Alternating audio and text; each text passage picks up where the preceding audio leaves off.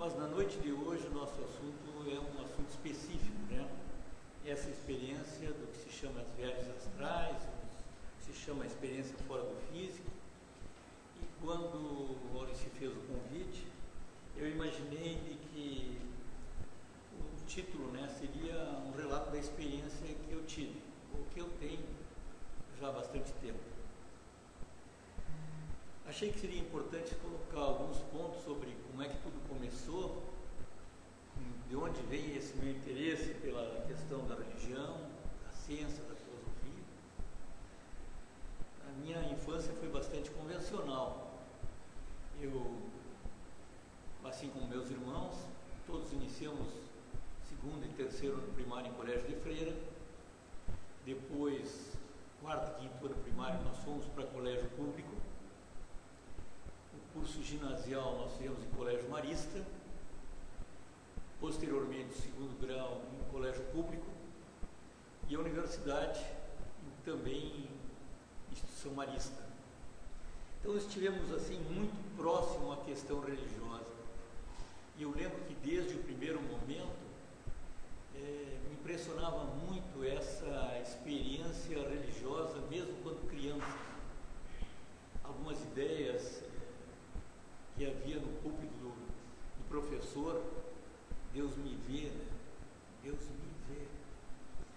Algumas ideias foram ficando marcadas e eu tive uma atividade assim muito intensa junto ao ambiente religioso, seja na Cruzada Eucarística, onde eu fui presidente do Colégio Marista. Então a gente interagia muito esse assunto de religião, mesmo sendo menino. Posteriormente, quando a gente já era maior, passava, se chamava Congregação Mariana, muita atividade junto às artes, música, todo tipo de arte se desenvolvia em âmbito daquele momento. Até aquele período, o espiritismo era alguma coisa muito distante, mesmo porque nós vivíamos essa experiência de casa para o colégio, sempre a visão convencional da igreja, a experiência com a missa, a experiência com domingo pela manhã, por exemplo, tinha que fazer o solo, o canto da missa das 10, era uma experiência interessante, mas havia toda uma preparação, mas não sobrava nada que não estivesse junto à Igreja Católica. Eu acho que as primeiras experiências minhas com relação à chegada no Espiritismo já foi com o professor na universidade. Então, na universidade, num dado momento, eu comecei a ler as obras básicas e comecei a me interessar pelas obras básicas. Não foi assim um interesse de ler simplesmente, foi como se fosse ler livros para a universidade. Eu sempre tive o hábito de fazer resumos. Então, da mesma maneira como eu resumia os textos de economia, de política, de administração, eu resumia também os textos de espiritismo. E isso me ajudou muito depois, no momento em que eu fui convidado para ser um orador dentro do campo espírita. A primeira experiência que eu tive, que eu chamaria assim de mediúnica, né, foi quando eu, interagindo ali o livro dos Espíritos, o Evangelho segundo o Espiritismo, o livro dos Médiuns, então eu cheguei na psicografia. E a experiência da psicografia me levou assim a um fato que me chamou a atenção, porque eu recebi as 10 páginas fosse uma carta, e aquela carta era uma carta encaminhada à minha mãe. E aquela carta encaminhada à minha mãe, eu não entendia o conteúdo, aquela letra que estava ali eu não entendia, e passei para minha mãe. E a minha mãe, naquele momento, me falou que era a letra da mãe dela, da minha avó. Ela faleceu em 1950, eu tinha 6 anos. E então era um assunto entre as duas, era um assunto comum. Para mim não fazia muito sentido. Mas ali eu percebi que os meus avós eram espíritas. e que entre os meus avós e a minha experiência, tinha uma barreira assim, criada pelos meus pais. Eles não simpatizavam com a ideia do espiritismo, né? Então eu me criei, e até que a minha mãe um dia me confessou: então elas conseguiram chegar em ti. Por quê? Porque ela tinha tido essa experiência do movimento espírita, né? Essa primeira experiência com a psicografia me fez continuar tendo novos momentos, já não mais alguma carta, mas textos. Eu comecei a receber suas poesias, né? Muitas poesias, e aquilo juntou umas 100 poesias. A cada momento que eu chegava, os textos vinham naturalmente. Eu não tinha nem experiência anterior nesta área, mas aquilo começava a fazer parte do meu dia a dia. Mas eu lembro que, como professor universitário, nós tivemos aqui um programa no Rio Grande do Sul, onde nós resolvemos criar um programa de cooperação técnica com a Paraíba, Rio Grande do Norte, Amapá, Ceará, Rondônia. Fizemos assim o Brasil todo. E às vésperas de uma dessas viagens, quando eu estava psicografando, começou a aparecer o símbolo do infinito. E aquilo repetia. Eu guardei aquilo, me lembro que no dia seguinte viajei. E quando eu cheguei a Maceió, um colega meu que estava lá, o casal que estava me esperando, eu desci das escadas e ele me perguntou: o que é infinito para ti? Uma pessoa que eu nem conhecia, nunca tinha visto, não sabia o que ele queria, né? Mas foi uma experiência assim, foi, digamos assim, uma espécie de um cartão de visita. Eu reconheci muito tempo depois. Essa ida a Maceió foi interessante porque eu convivia com um grupo de espíritas e eles faziam tipos de experiência assim que eu nem imaginava. Pensem, eu não tinha visto aí um trabalho de um passe, eu não tinha recebido ainda um passe naquele momento, não conhecia uma casa espírita. E eu já estava com um grupo que fazia gravações do astral, que fazia muitas experiências assim, que aquilo me deixou um pouco confuso, né? Será que tudo aquilo poderia ser verdade? De qualquer maneira, são informações que eu fui acumulando, não tinha com quem conversar o assunto, nem sabia bem o que era espiritismo, a não ser aquelas partes dos livros das obras básicas que eu tinha lido. E eu cheguei a Porto Alegre, e quando cheguei a Porto Alegre, alguém me encaminhou para a Sociedade Espírita Luz de Caridade. Estava a Sônia, estava a Aureci, estavam vários colegas de muitos anos de caravana. E eu me lembro que eu fui diretamente para um trabalho de desobsessão. Eu acho que 2 ou 3 semanas depois da desobsessão, eu tive a oportunidade de começar a trabalhar com caravanas do Evangelho. Nós fazíamos caravanas do Evangelho na vila. Nós chegamos a ter 50, 60 caravaneiros e nós chegamos a visitar 300 casas, né? Nós éramos divididos em grupos. O tempo eu coordenei um grupo. Aí eu convivi bastante com essa experiência da caravana, do espiritismo, e aí passei a ter uma educação formal. Lembro que a primeira palestra que eu assisti no espiritismo, na Sociedade Espírita Luz de Caridade, foi do nosso professor de filosofia e biologia, o Cícero. O professor Cícero estava fazendo palestra. Quando encerrou, me apresentei para ele e eu disse que gostaria de conviver nesse ambiente espírita. Ele perguntou onde eu trabalhava. Eu trabalho na universidade, trabalho na Fundação de Economia e Estatística. E aí ele me encaminhou para a escola Lar dos Pequeninos de Jesus, onde eu fui diretor há algum tempo, junto com a Gladys, o Silvio. Trabalhei bastante tempo com eles lá na Sociedade Espírita, com meninos deficientes, né? Dei aulas para eles, levava violão, levava piano, fazia palestras. Foi uma experiência assim notável. O tempo passou e rapidamente então fui convidado para ser palestrante no Espiritismo. E essas palestras começaram aqui na Sopa do Pobre.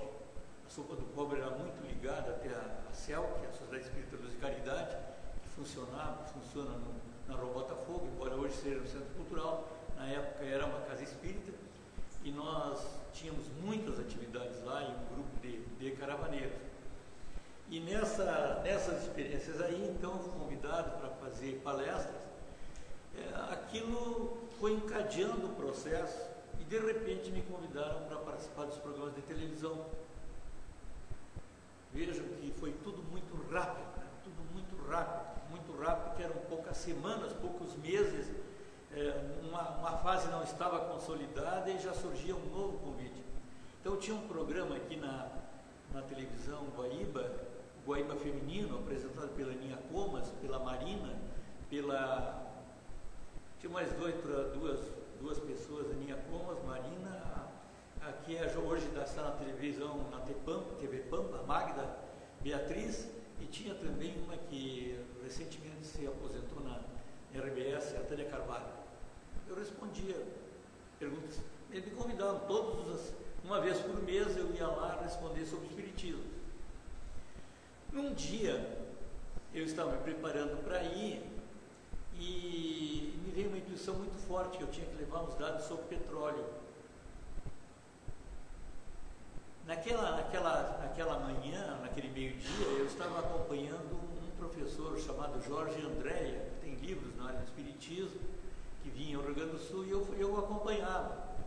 Eu me lembro que eu levei, e durante a apresentação, a Ieda, que era governadora, na época ela era ministra do Planejamento, era diretora da faculdade, alguma coisa assim, eu sei que ela tinha que falar, e na hora ela disse, eu, Jorge André, a Ieda, e a Ieda disse, eu preciso ter trazido os dados do petróleo.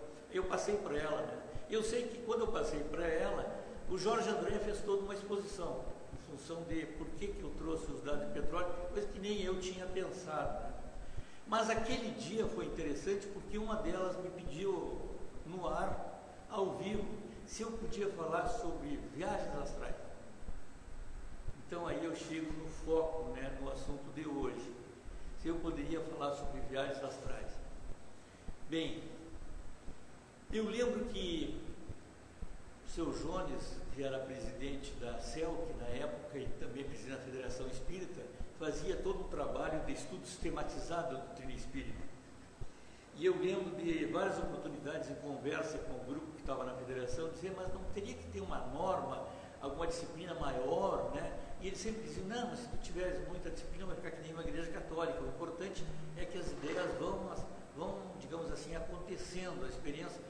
Bem, dentro desse contexto eu me senti também, se eu posso fazer palestra na Casa Espírita, eu posso falar na televisão, eu também tenho condições de me preparar para fazer uma palestra sobre viagens astrais. Até aquele momento eu imaginava preparar digamos assim, uma pauta, chegar lá e fazer uma exposição, como se fosse dar uma aula. O que talvez eu não contasse é que a parte prática viria junto, né? E a parte prática realmente provoca algumas mudanças na gente. Neste meio tempo, eu tive a oportunidade também de ir a Uberaba para conhecer o Chico Xavier. Me deu que tinha que ir a Uberaba. Me lembro de eu pegar o meu carro e quando eu cheguei em São Paulo, deu uma pane no automóvel, sexta de tarde, e eu pensando, o que eu tinha que vir ver do Chico Xavier, né? E eu tinha mais um dia de viagem até o sábado. E veio uma intuição, inclusive eu contei isso aqui uma vez, uma quarta-feira, que alguma coisa me deu a intuição, deixa o auto, digamos assim, na descida, no declive, sai da estrada e deixa o carro correr. Eu imaginei deixar o carro correr e o auto vai arrancar, mas o carro não arrancou. E eu cheguei no fim daquele barranco, e quando eu vi um ruído lá dentro, eu saí do carro e pensei, eu vou ter que pedir o socorro para alguém, né? Preciso ir continuar a viagem. Quando cheguei lá dentro, tinha uma pessoa embaixo do automóvel, um mecânico, fazendo conserto no automóvel, e ele não me atendia. E eu pensei, né? Será que ele não está me vendo? Até que em dado momento ele saiu e chamou de irmão. Aí, meu irmão, o que houve? Meu carro aconteceu isso. Não, já vamos resolver. E eu digo, mas como vamos resolver? Não, porque às vezes o problema que dá muito frequentemente aqui, ele me explicou, e eu já tenho peças para isso. Sei que em 5 minutos eu estava com o carro consertado e continuando rumo a Uberaba, né? Então a minha experiência era de pouco tempo, mas muito densa, porque eram várias frentes da doutrina espírita, né? Era a palestra, era o trabalho de evangelho, era o trabalho de caravanas. No momento em que a CEL, que era a sociedade anterior onde eu trabalhava, ela dividiu a tarefa com o Moro, nós ficamos uma parte lá na Vila Cruzeiro do Sul, outra parte lá no Menino Deus, e nós começamos a trabalhar com pacientes terminais. Então eu comecei muito o trabalho de UTI, ir nas UTIs, né? Então aquela preocupação, como é que eu vou chegar na UTI, como é que eu vou entrar na UTI, mas criava as condições todas. Quando eu via, eu estava na frente do paciente em coma, o paciente acordava, falava comigo um pouco, aí continuava dormindo, né? E assim eu desenvolvia aquele trabalho. Então a fé foi sendo fortalecida. A fé, o que é a fé? A fé é a ideia clara no porvir, né? No momento que a gente começa a ler, começa a estudar, começa a sistematizar, começa a consolidar essa ideia, os fatos vão se encadeando. E à medida que eu mostro disposição para seguir, certamente eu vou ter uma contrapartida espiritual. Quando nós estamos aqui, eu sei que nós estamos aqui para muitos apenas para aqueles que estão presentes. Na verdade, nós estamos com uma contrapartida espiritual gigantesca, né? Em função do avanço tecnológico, com a informação fluindo para muitas outras dimensões. Então, a primeira experiência que eu tive, eu lembro de já com muita carga de informação, e aquela informação que a gente coloca no cérebro, ela é uma espécie assim ela vai produzindo resultados. Eu lembro dos 3 anos que trabalhei na Procer, muita pessoa dizia, botou lixo, sai lixo, né? Botou ideia elevada, não sei, é que nem um computador, né? Botou lixo, sai lixo. Se colocar coisa nova, sai produto novo. Então, a primeira vez que isso aconteceu, eu já estava com uma quantidade de informações suficientes para encarar um programa de televisão e responder, porque eu respondia para as 4 pessoas que estavam ali, e mais outras perguntas que chegavam naquele momento. E ao começar, eu me deitei, fechei os olhos, e quando eu me vi, né? Quando eu me vi, foi uma coisa surpreendente, porque eu me via dormindo. Eu via meu corpo dormindo, e eu ali ao lado. Então, de repente, é isso que significa que eu estou me separando do físico, e eu estou lendo muitos livros sobre isso, como é que isso acontece, desde visões dos hindus, visões do espiritismo, visões daqui, de lá. Eu sei que quando eu ia a uma livraria, um sebo, os livros caíam na minha mão como se fosse num processo organizado, e eu tinha que acreditar que aquilo fazia parte realmente de uma sistematização. Essa experiência, então, de se ver, de me ver, foi muito importante, né? Foi muito importante, porque ali, por exemplo, eu aprendi que no momento em que eu me questiono, eu volto. Muitas pessoas, e ao longo dos anos, né, durante muito tempo eu convivi com pessoas que têm experiências, mas as pessoas têm a experiência se questionando. Então, se estou questionando, é como se eu estou pedindo para voltar. O desdobramento, e esse é o ponto inicial, importante, eu tenho que me doar, eu tenho que acreditar, eu tenho que apostar, eu tenho que perceber que eu vou conviver a partir dali com um movimento. Aquela experiência terminou, quando eu me questionei, certamente, voltei para o físico, e aquele dia passou um dia normal para a convivência com as pessoas, mas internamente aquela preocupação, né? Mas aquele velho desdobramento, é assim que as coisas acontecem? Bem, não podia parar de ler, eu tinha que preparar para o programa, eu só não imaginava que naquele primeiro programa eu já ia relatar a experiência. Aí, passado alguns dias, isso é interessante, demorou muito tempo para que os fatos se dessem em dias consecutivos, né? No primeiro momento aquilo vem em doses da pessoa absorver, aprender, assimilar aquela ideia. Aí, passado alguns dias, 3 dias, 4 dias, vem uma segunda experiência. Então, na segunda experiência, eu me percebo que estou fora do corpo físico, mas nem me olho mais. Eu já começo a me movimentar pelo quarto. E quando eu começo a movimentar pelo quarto, é interessante que não é assim como se eu pensasse, eu vou até aquela porta. Na verdade, eu já estou naquela porta. Tudo é extremamente rápido nessas primeiras experiências, né? A gente tem que se ajustar um pouco. Isto é, se eu pensei uma bobagem ou se eu pensei um pensamento nobre. As coisas acontecem instantaneamente, praticamente. E dessa segunda experiência, eu lembro e cito para vocês que eu comecei a ouvir as pessoas conversando na sala e vi as pessoas rindo na sala. Bastou eu ver as pessoas conversando e rindo, e eu já comecei a me deslocar em direção onde as pessoas estavam. Mas aí tem uma parede pela frente. Como é que se faz? Pensar que tem a parede e a parede começa a se aproximar, é como se a gente já começa a entrar em posição de atravessar a parede. Então, é como se, imaginem assim uma contrapartida do corpo físico, quando ele vai encontrar um objeto sólido, e ele vai atravessar, ele tem uma posição para atravessar, e aquilo vem mecanicamente.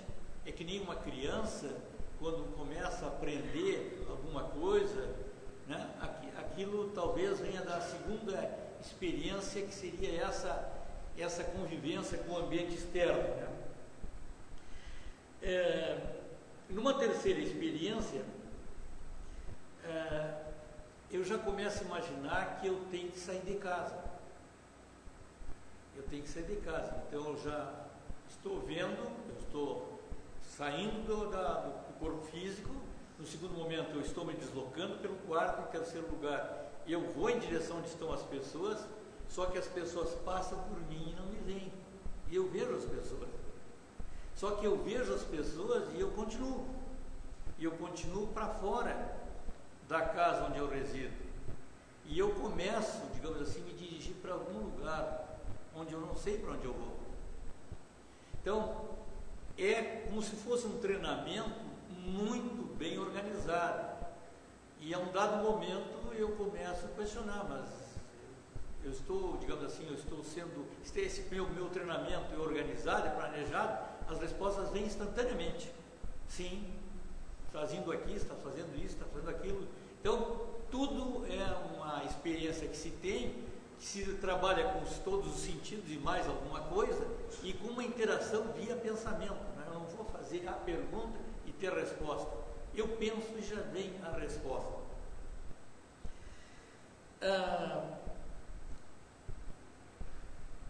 Segundo lugar, quando se sai de um ambiente limitado, que é a casa, que é a rua, que é o beco onde eu moro, que é, digamos, o quarteirão onde eu moro, há uma sensação de liberdade muito grande, né?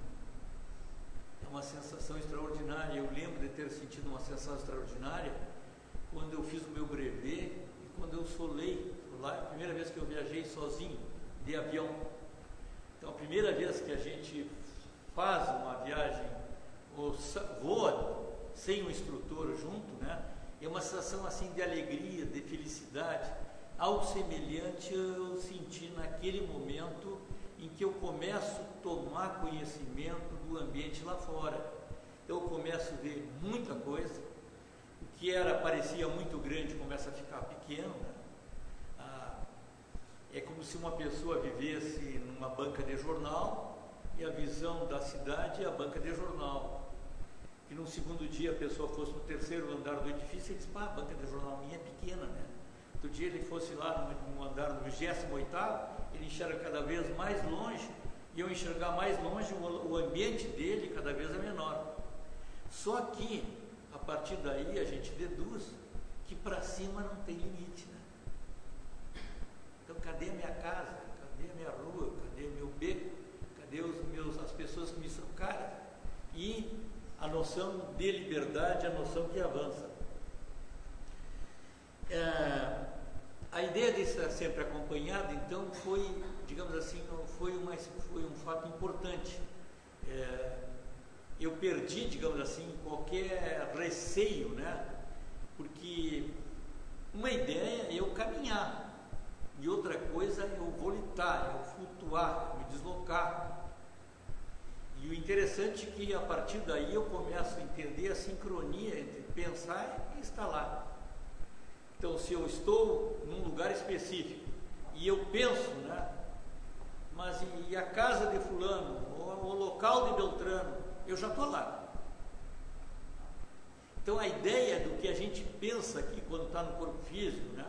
Eu odeio uma pessoa, eu quero mal aquela pessoa, eu não perdoo aquela pessoa, aquilo ali não para de produzir resultados na nossa mente. Agora, eu amo, eu perdoo, né? A gente começa a entender muito bem essa lógica, porque a situação se dá instantaneamente. Eu estou num lugar ou estou em outro lugar. As experiências foram se sucedendo e a partir daí começa o problema da interação, de estar no corpo físico e de estar fora do corpo físico, porque a vida começa a mudar. Eu sei que eu tenho mais 3, 4 minutos para deixar para perguntas, né? Nós vamos ter outras oportunidades, são tantas informações que se tem, mas a partir dali eu começo a me dar conta que é uma interação. Uma coisa eu vi numa sociedade espírita, tomar um passe, assistir a palestra, ler os livros, né? E outra coisa é eu saber que além de tudo aquilo que eu estou fazendo, que eu já começo a valorizar muito mais, eu saber que eu vou ou posso ter experiência fora do físico. Porque a partir daí começa a ramificar o processo. Ou seja, eu posso imaginar assim, eu vou sair fora do físico. Vamos imaginar.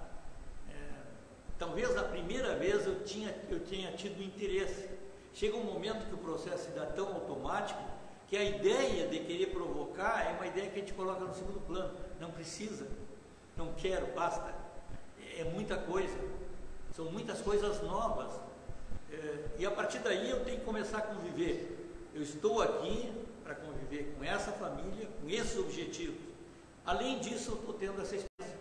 Eu não posso inverter o processo, eu não posso achar muito valor na viagem astral e pouco valor na tarefa que o Cristo me passou. Então eu tenho que encontrar um certo equilíbrio. E a partir dali, se eu penso, eu quero desdobrar, isso eu já sei que vai acontecer. Só que no momento que vai desdobrar, eu estou recém começando a contar as primeiras experiências fora do físico, né? Já começam a se criar situações como a seguinte: existe uma experiência chamada visão à distância. Eu estou assim imaginando que eu vou me separar do corpo físico e vou a um lugar específico, mas ao invés de me separar e ir a um lugar específico, na verdade eu estou no meu quarto, no meu corpo físico, enxergando à distância uma coisa que está acontecendo. Então, por exemplo, Paris de 1800. Mas o que é isso, né? É Paris de 1800. Mas como é que eu estou vendo isso? O que é isso? É o Rio de 1950.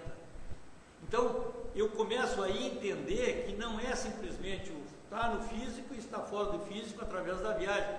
Tem também a experiência do ver à distância. Então, eu tenho que começar a discernir. Porque o ver à distância também é interessantíssimo.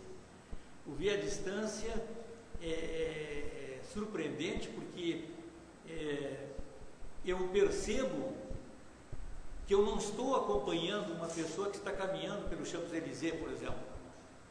Mas eu estou percebendo que eu estou como se uma câmera estivesse acompanhando essa pessoa e me mostrando os detalhes. E eu vendo a reação, a pessoa encontrando a outra, elas conversando, eu estou vendo tudo aquilo, né? Então, é um outro fato, uma outra experiência que está. Eu vou tentar concluir com a seguinte ideia, né? A experiência e a questão do distanciamento que nós fazemos, ela tem que ver muito com a questão da velocidade e a questão do tempo. Ou seja, para que eu chegue lá, para que eu chegue em algum lugar, é a ideia daquela da maçã com alguns canais internos, né? Então, se eu não posso fazer toda a volta na maçã e tendo um canal interno, eu entro no canal interno e saio do outro lado. É uma experiência que os físicos discutem, né? Então, o processo funciona mais ou menos dessa maneira. É como se eu entrasse aqui e saísse ali.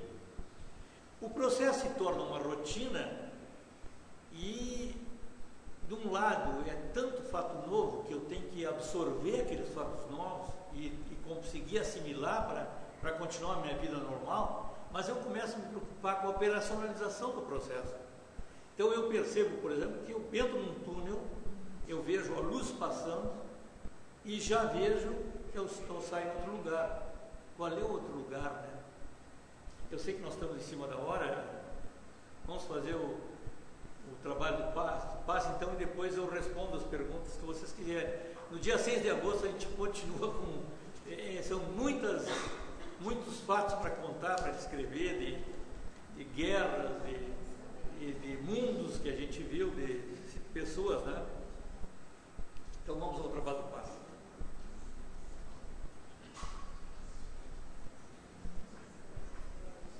Então, nós vamos fazer agora então, um pequeno intervalo e eu vou perguntar às pessoas que têm passe isolado, levantem a mão. A doutrina está sempre ao nosso lado, os livros nos ajudam, e no momento que a fé acende, né? No momento que a fé acende, começa a haver uma nova realidade. Pois não? A pergunta é um pouco longa, mas sobre a formação inicial católica, né? Só. Depois passou para o espiritismo. Todas essas experiências da sua vida, nesse período espírita, no que contribuiu para o aumento da sua fé e do entendimento do Evangelho de Jesus? Bem, eu estive na Igreja Católica, depois estive na Igreja Batista, né, um tempo nos Estados Unidos. A universidade me fez me aproximar da Igreja Batista. E a Igreja Batista, tu tens assim, uma hora em que os homens reúnem com o pastor, vamos imaginar, isso nos Estados Unidos. Depois uma hora os casais reúnem com o pastor. Depois uma terceira hora onde há um show musical. Imagine um ambiente tipo Gigantinho, ou o Gigante da Beira-Rio, com 200, 500, 1000 cantores, com recursos. Então, tive experiências outras assim. No Japão, eu estudei um pouco sobre budismo, sobre jainismo, algumas coisas assim. Mas eu diria que o espiritismo é aquela ideia da terceira revelação, né? Essa ideia de que uma visão operacional, né? Uma visão dinâmica, os conhecimentos que a gente aprende lá na filosofia grega, na filosofia hindu, na filosofia grega, nos diversos momentos. Eu lecionei muitos anos a cadeira de metodologia e trabalhei bastante a ideia de história da filosofia. Todas aquelas ideias que aparecem lá, eles estão operacionalizados aqui dentro. Então eu acho que é uma visão moderna, né? Uma visão moderna, uma visão operacional.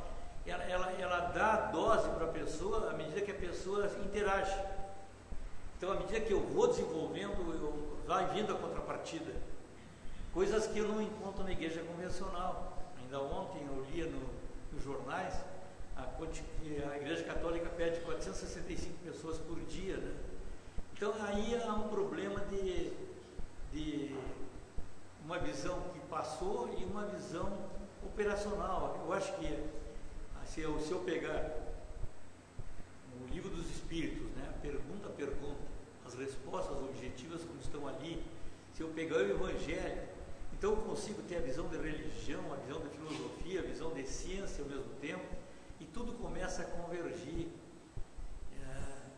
Eu acho que o Espiritismo dá essa contribuição, e, independentemente da formação, basta a pessoa querer e ela chega lá, né?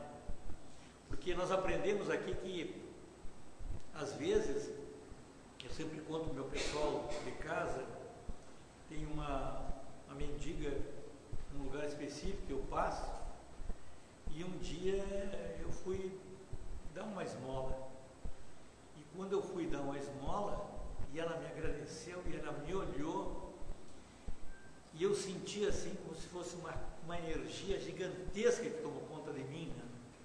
Então, questão de tu avançares para ter um estágio do Jesus, algo assim, implica tu avançar em benevolência, na prática da bondade, em ciência e em filosofia. Tem que avançar as três. É impossível avançar as três ao mesmo tempo. Então, às vezes, tu pode ter uma pessoa que não tenha muito preparo, não tenha ensino, estudo convencional nenhum, mas que é uma pessoa muito avançada. E, às vezes, numa frase, ela te dá uma lição de vida. E quantas eu encontrei ao longo da vida, né? Eu acho que o Espiritismo me ajuda melhor a compreender tudo isso. Por isso, o Espiritismo. Né? Pois não? Nessas tuas experiências, alguém já te chegou, já te viu, Tá. Bem, as pessoas assim, queridas, vamos imaginar, tá, que desencarnaram, normalmente é a visão à distância. É fechar os olhos e enxergar a pessoa onde ela está. No hospital tal, coisa dessa natureza, tá? Eu tenho a impressão que pouquíssimas vezes eu encontrei uma pessoa num desdobramento e depois encontrei ela no corpo físico. Aquela pessoa, né? Eu interagi com essa pessoa no corpo físico e depois encontrei essa pessoa, aliás, interagi no plano espiritual e depois encontrei essa pessoa no corpo físico. Né? Talvez tenha sido frustrante um pouco não poder continuar o que foi o contato espiritual no contato físico, né? Mas são tantas coisas, né? São tantos reinos, né? Mineral, vegetal, animal, minal. Então, são tantos e o formato físico que a gente tem vale para agora, para aqui, né?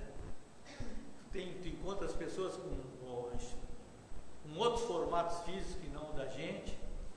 Tu encontra pessoas... Quem vê filmes de ficção científica tem condições de entender as naves, os formatos das pessoas. Nada disso é por acaso. Tudo isso a gente percebe quando está fora do físico.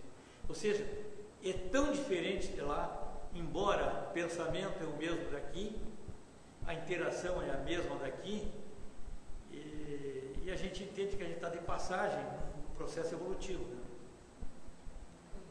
Em sonhos pode ser também confundido, por exemplo, alguém que tu não vê há muito tempo, e aí no caso tu perdoa a pessoa, mas tu tem sonhos constantes com ela chorando, te pedindo perdão, tu nunca mais viu.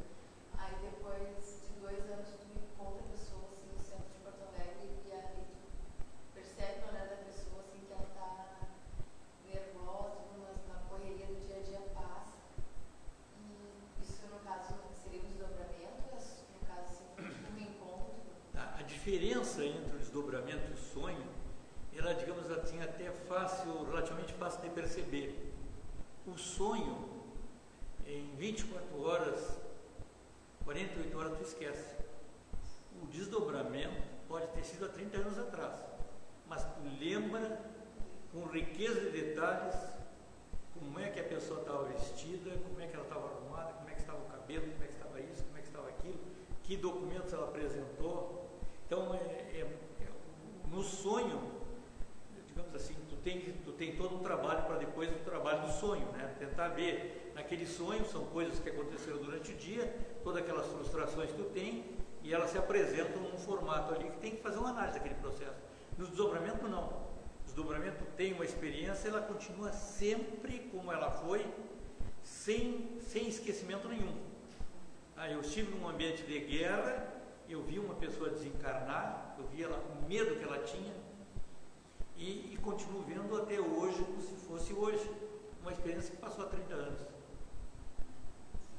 Em segundo lugar, a ideia, né, das pessoas na rua é que se dentro da nossa mente tem todo esse potencial e a gente tem dificuldade às vezes de entender o processo nosso interno, é importante considerar que é quase impossível pegar a experiência da gente e passar para a cabeça do outro, né?